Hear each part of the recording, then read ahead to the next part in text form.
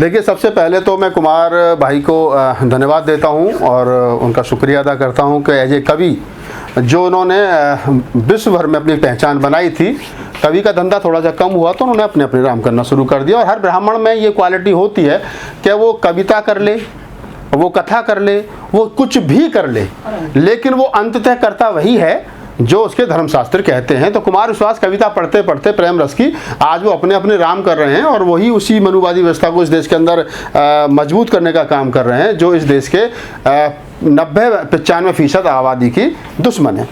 चलिए खैर, अब आपके सवाल पर आ जाते हैं और आपका सवाल है कि उन्होंने कहा है कि राम जो थे वो तो उनके मित्र थे, केवट थे, निषाद थे, मल्ला थे।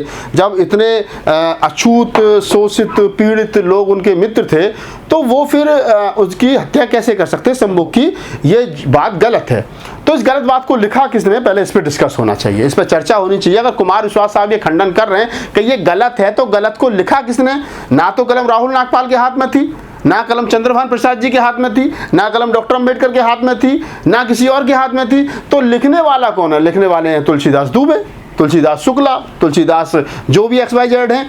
तो आप इस बात को समझिए कि जिस आदमी ने रामायण में इस बात को लिखा है वो कहते हैं कि इससे मैं आगे की बात और बता दूं आप लोगों को। कुमार भाई इसमें कहते हैं, कुमार विश्वास कहते हैं कि दो चीजें बाद में जोड़ी गई हैं, एक तो शंभुक का वध और एक सीता का परित्याग का, क्योंकि ना तो राम ने शंभुक का वध किया है और ना ही राम ने माता सीता का कभी त्याग किया था। तो दो चीजें इसमें जोड़ी गई हैं। और इससे आगे वो जो कहते हैं, साथ तुमने वो नहीं सुनिए तो मैं इसको कंप्लीट कर देता हूं। वो कहते हैं कि ये दोनों बातें जब भारत में बौद्ध धर्म का उदय हुआ तो जो लोग सनातनी परंपराओं से बौद्ध धर्म की तरफ गए उन्होंने सनातनी परंपराओं को या सनातनी धर्म को या हिंदू धर्म को बदनाम करने के लिए रामायण में इन दो अध्यायों को जोड़ा।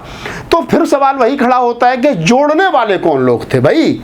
कोई SC ST OBC माइनॉरिटी के लोग तो थे नहीं, तो जोड़ने वाले भी तुम्हारे लोग थे। ये ठीक उसी प्रकार की बात है। ब्राह्मण इतना चतुर और चालाक है, अगर देश के अंदर मुगलों का शासन होता है तो तब भी वो अपना काम करता है, अंग्रेजों का शासन होता है तो तब भी वो अपना काम करता होता है, देश आज़ाद होता है तो फिर कांग्रेस में वही अपना काम करता है, फिर जब BJP की सरकार आती है तो फिर वही अपना काम करता है, जब बसपा की सरकार आती है तो फिर वहाँ भी मेन स्ट्रीम में वही होता है, जब समाजवादी पार्टी की सरकार आती है तो तब भी वही। तो ब्राह्मण क्योंकि अल्प मत में है इस देश के अंदर, उसकी संख्या मात्र 2.5-3% है, तो वो ताकत के साथ रहता है और ताकत जिसके पास होती है वो उसके पक्ष में लिखना शुरू कर देता है, उसके पक्ष में पढ़ना शुरू कर देता है, उसके बारे में अपनी कल्पनाएं वो हर तरीके से बताना शुरू कर देता है। तो कुमार भाई जो इस बात को कह रहे हैं तो उसके अगर ये मैं मान भी लूं कि ऐसा कभी नहीं हुआ है और ये बात मिथ्या है और रामायण में जोड़ी गई है, तो अभी तो उन्होंने, मैं कह रहा हूं कि सिर्फ दो चीजों को ये कहा है कि मिथ्या है, एक शंभुक का वध और एक सीता का परित्याग। भविष्य में ये भी कह सकते हैं धीरे धीरे, तो कहते हैं ना, मैं बुलंदशहर में मेरा जन्म हुआ। एक बार एक छोटी सी कहानी मैं आपको सुना देता हूं।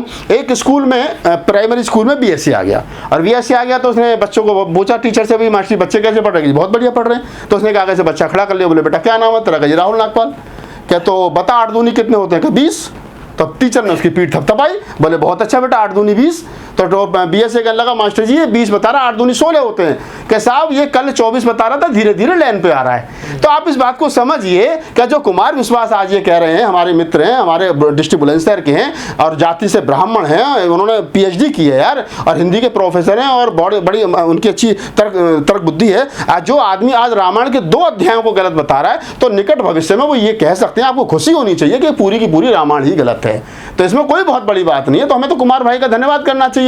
मैं तो उनका शुक्रिया अदा करता हूं कि कम से कम आज वो अपने ही पुरखे के तुलसीदास दुबे के लिखे हुए, तो हमने 2 अध्यायों को तो गलत बता रहे हैं, कम से कम उन्होंने तुलसीदास को 20% तो गलत माना, 25% तो गलत माना। निकट भविष्य में हो सकता है वो वाल्मीकि को भी गलत बताएं, निकट भविष्य में हो सकता है कि वो कुछ और लोगों को भी गलत बताएं।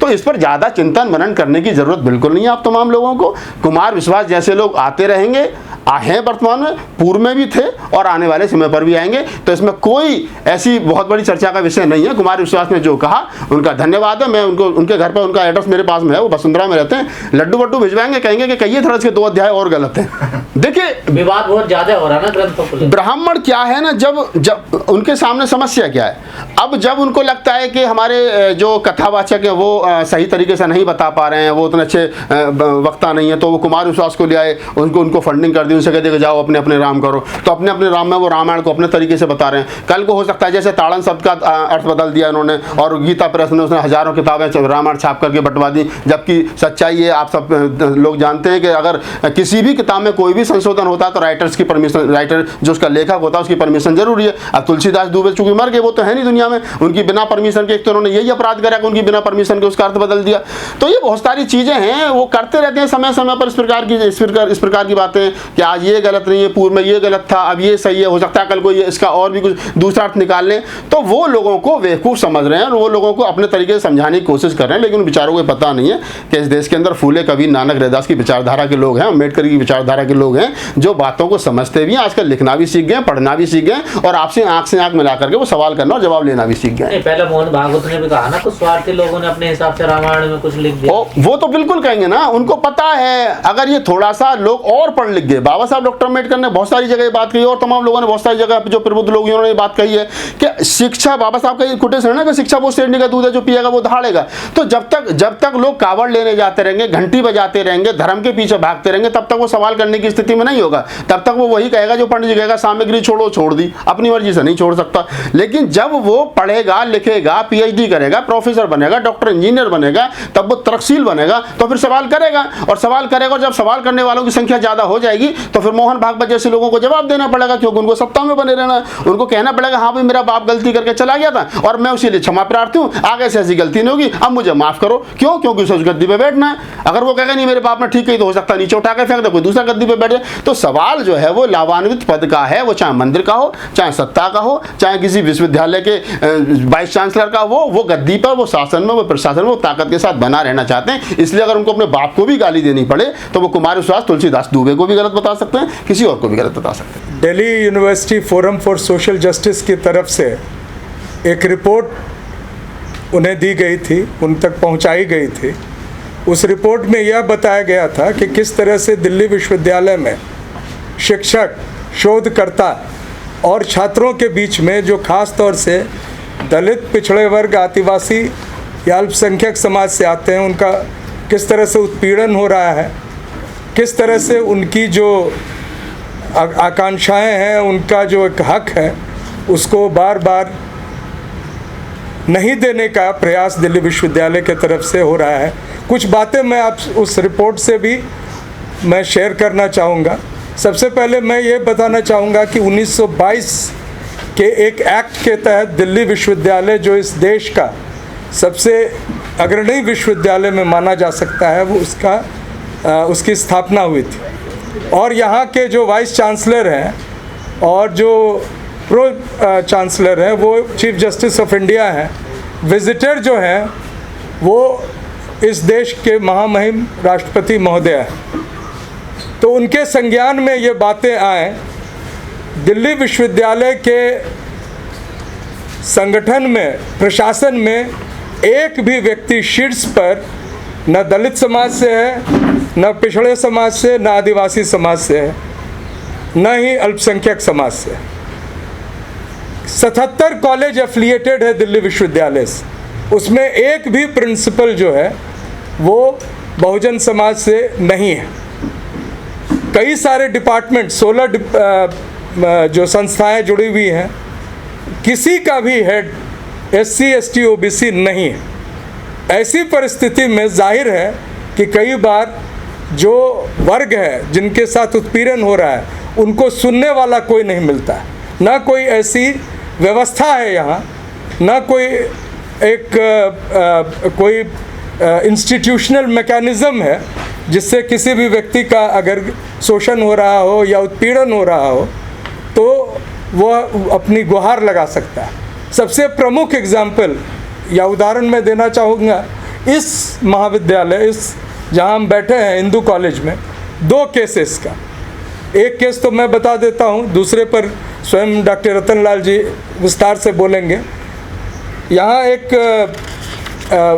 कुछ दिन पहले नियुक्तियाँ हुई हैं और एक डिपार्टमेंट से OBC समाज के एक व्यक्ति समरवीर सिंह पढ़ा रहे थे, 7 साल से पढ़ा रहे थे।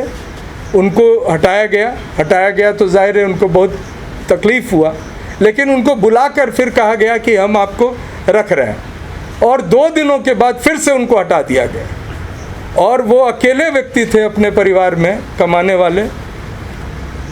तुरंत ऐसी परिस्थिति में वो सुसाइड करते हैं, और जिस सुसाइड के प्रति पूरे उस दिन इसी महाविद्यालय की प्रिंसिपल जो है सो एक समारोह में नाचती गाती दिखती हैं। और मतलब एक तरह से मैं बताना चाह रहा हूँ कि किस तरह से असंवेदनशील तरह से ऐसी सुसाइड्स को देखा जा रहा है।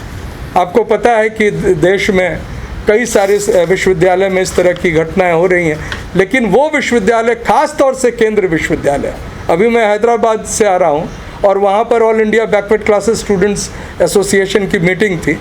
उन लोगों ने माना, और आपको आश्चर्य होगा, रोहित वेमुला के सुसाइड के बाद जो रिपोर्ट छपा था उसमें सारा दोष दिया गया उनकी माँ पर, कि उनकी माँ ओबीसी समाज से थी, अपने आप को दलित बताने के लिए वो, और रोहित वेमुला के प्रति कोई भी उत्पीड़न नहीं हुआ उस रिपोर्ट का एक अंश। तो ऐसी परिस्थिति में जाहिर है हम लोग आज देश के जो शीर्ष संस्थाएं हैं और राष्ट्रपति महोदया के साथ साथ चीफ जस्टिस ऑफ इंडिया का ध्यान आकृष्ट करना चाहेंगे। अभी नियुक्तियां हुई हैं, 10-10 साल लोग पढ़ा रहे थे, उनको हटा दिया गया है। उन नियुक्तियों में कोई पारदर्शिता नहीं थी, और उन नियुक्तियों में सबसे अधिक जो टारगेट हुए हैं वो SC ST OBC के जो शिक्षक कई वर्षों से एडहॉक में पढ़ा रहे थे वो हुए।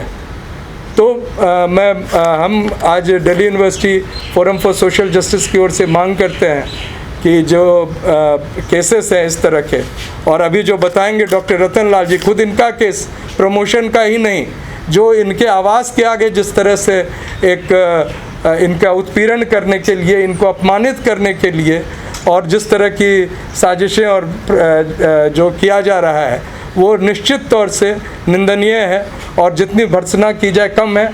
और मैं समझता हूँ आपके माध्यम से पूरे देश के हमारे समाज के लोग, दलित, आदिवासी, पिछड़े समाज के लोग को ये जानना चाहिए कि कितनी विकट परिस्थिति में समाज के लिए अगर डॉक्टर रतन लाल जैसे लोग संघर्ष कर रहे हैं तो उनके साथ क्या हश्र हो रहा है इस महाविद्यालय में और इस विश्वविद्यालय में।